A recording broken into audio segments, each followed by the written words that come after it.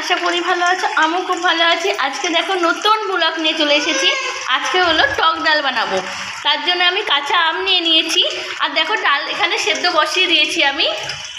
দেখো আমার ডালটা সেদ্ধ হওয়ার মধ্যেই, দেখতেই পাচ্ছ ডাল সেদ্ধ হওয়ার মধ্যেই আছে। আর এখানে দেখো আমটা আমি ভালো করে কেটে ধুয়ে নিয়েছি। এবার আমি ডালের মধ্যে আমগুলো দিয়ে দেবো।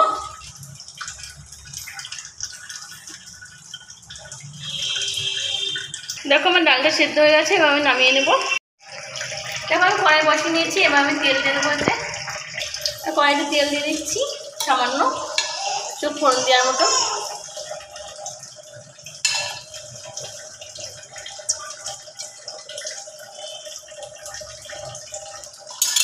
দেখো আমার কড়াইতে তেল গরম হয়ে গেছে, আমি এবার দিয়ে দেবো। এখানে রেখে দিয়েছি সর্ষে আর হলো দিব শুকনো লঙ্কা ফোড়ন। হ্যাঁ, টক ডালে শুকনো লঙ্কা আর সর্ষেটা ফোড়ন দিলেই ভালো লাগে খেতে।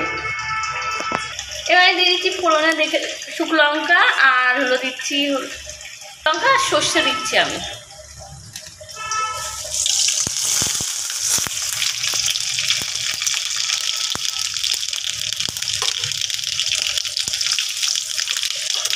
এবার আমি ডালটাকে ঢেলে দেবো।